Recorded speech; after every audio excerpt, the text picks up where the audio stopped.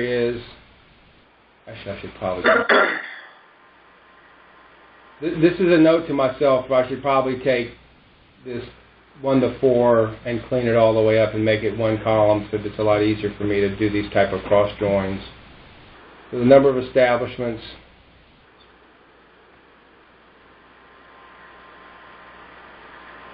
and then I want to say what state they're in. So I'll come here, I'll just put a file, and now I have the state. And now if you notice, all my graphic elements showed up, so I'm only going to limit it to 2014. And then I can do a chart of where are agricultural establishments located, so by state. Now, that's all fine and good, but if I want to do something like this, I can come to a county, let's do a state, and we're going to limit it to Mississippi. And now we're going to put the counties in Mississippi in here. So here's all the counties in Mississippi, and we want to know their employment, so we put that in. And then we want to put year. Now remember, this is something I forgot to stress earlier, I still have the NAICS 1, 2, and 4. So by default, I have some duplication in here. So I'm only going to limit it to the higher level NAICS, which is here. So this is the counties in Mississippi, and this is their employment by county. So if I want to do, again, the same thing, analysis, I want to do a percentage of the column. This is where it is, and the majority of the jobs are in Hinds County, which is, not surprising for people that know Mississippi.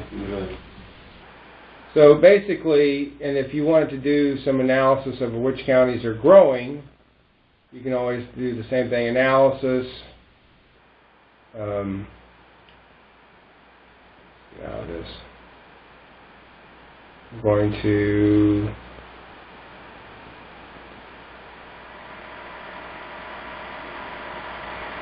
map. So now we're back to our original data. I could have just done back. I don't know why I was trying to make it complicated for myself. And then we'll come back to this, and we're going to do a percentage difference from the previous year. Mm-hmm. So apparently in Claiborne County, there's no growth here. I don't know why. For some reason, Claiborne County did not report any activity in Mississippi for 2014. So then we say, that's interesting. Let's keep that only and look at what's going on. Or I could just simply go back and say, why did Claiborne County, they did not report anything in 2003. Okay, that would be a data gap that didn't report. So I'll go back to where I was. Now I know what this is. For some reason, they did not report any activity in Claiborne County. So you can bring that up with Census Trunk. I don't know what to tell you about that one. Need it. But you can look to see which ones are growing and which ones are not growing. Now, if I want to, I can just simply go back to my Show Me, and again, I can do a map on this.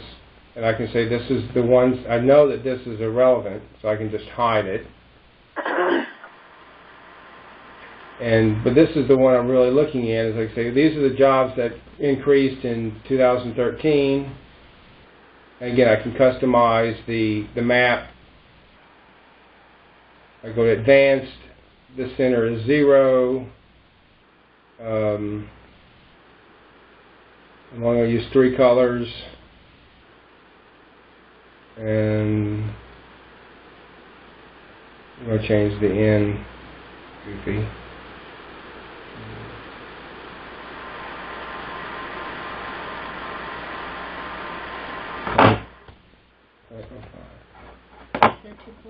I see that. And I'll apply it, and then my map. So the ones that really grew the most are going to show up as these blues. So that was really these particular counties. versus the other ones because of the scale. So anyway, don't like that. It didn't make bracket. I'll go back to my original scale. So the idea is the best way to learn Tableau, to be honest with you, is just find a data point and ask yourself, what does this data point mean? Now let's go through these worksheets that I've created. Oh, we're getting close to 3. And basically, this one is, I didn't realize this was getting close. What I did is I limited all the counties in Arkansas that are along I-40. That was the filter here. So that's I-40. This is change in employment, and I mentioned earlier I have these things about whether it's a farming community. Where is farming the largest industry in that state?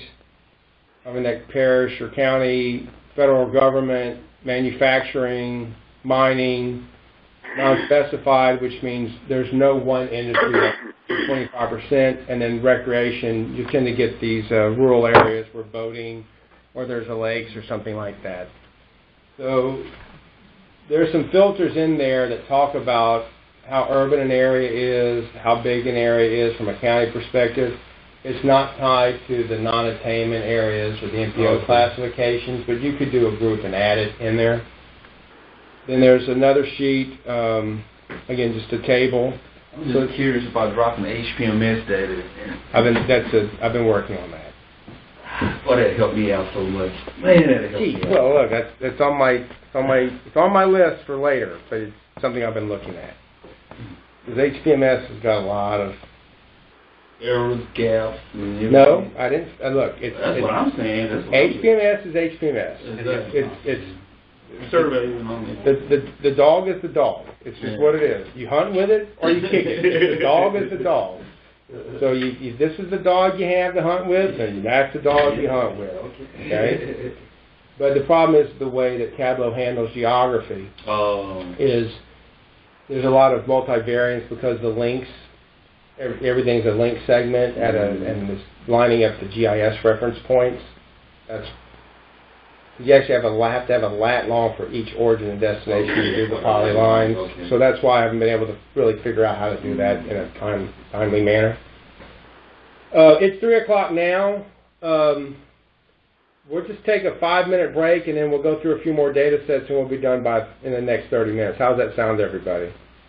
Sounds good, Bruce. Is there anything on this county business pattern data set that, I'll go back through it a little bit more, but in a couple minutes, because there's some stuff here that, there's a lot of additional stuff here in this data set that I haven't discussed yet. So we'll just take a 5 or 10 minute break. Any questions up until this point?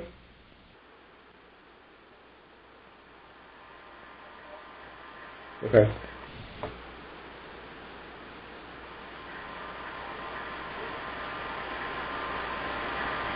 There you go.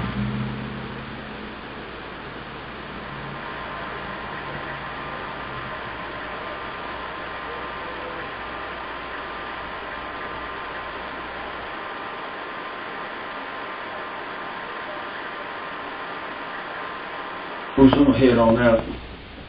Get headed on this afternoon traffic. Thank you, Carlos, for coming. No, I really appreciate it. Like I said, I'm looking at it as a resource for me to look at the freight data, but also some other things. You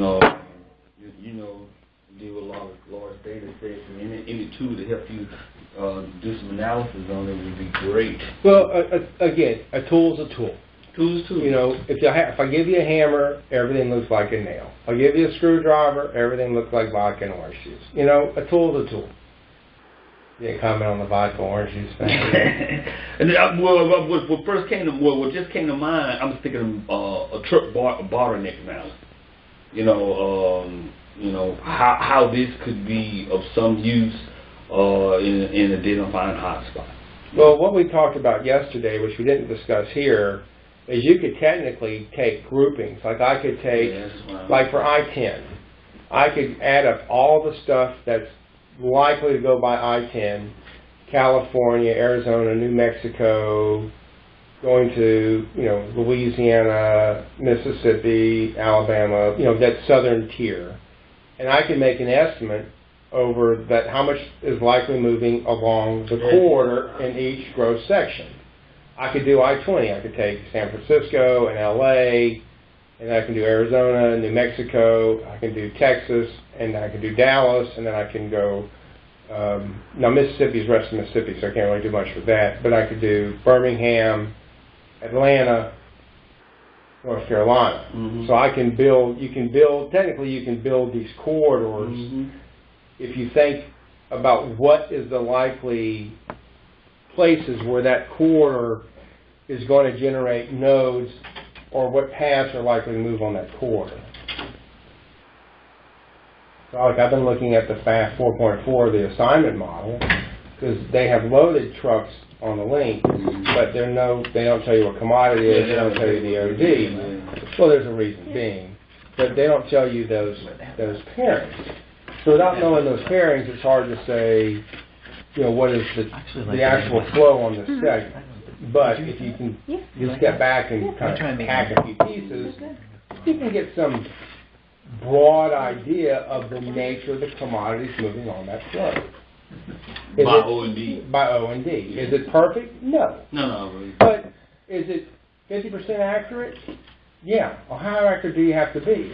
You have to be able to tell the story. That's important to California. Central Louisiana is timber, and so you can look at that and see the flows on the interstate and see this destination. You may go to Memphis to Willamette and the worst of those hardwood places and put it on water and go to right. real, So you can do those type of studies, but you have to think through the grouping and the hierarchy and all that type of stuff. And that's the thing I kept realizing is, I got to step back. It's like when I built some of these data sets a month or two ago, there's just things I didn't think about. That's the key, though. What? Building the data set. Yes. Because I don't know whether or not an end user is going to take the time to go through and drill down the data, rather than having the data to manipulate it and do. But an end user like myself is not going to take as much time to go in there and play with the data.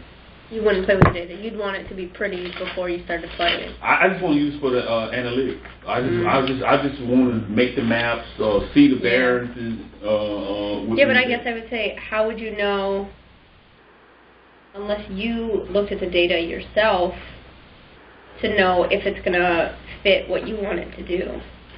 It all depends on what area you're looking and you're working in. Say, for instance, looking at building permits. For the whole state, Okay. Something like that is probably. Are you talking like type or just? I'm just saying a large data number. Set. Okay. It's a large data set. End user, I'm just saying myself. An end user like myself is not going to take the time to try to extrapolate out what's more pertinent myth, rather than just take some of the steps that's already done and just go through and just see variations. You can look at the data sources and metadata and decide if it's for you. Yeah. The data set going to do anything. You don't have to necessarily create it yourself. True that. I guess the Super Bowl. I like that analogy. Yeah, that was a Super Bowl was a good one. It was very good. Yeah. Well, in different ways you can flip it. Well, and that's the whole thing. Is for a lot of people, they get,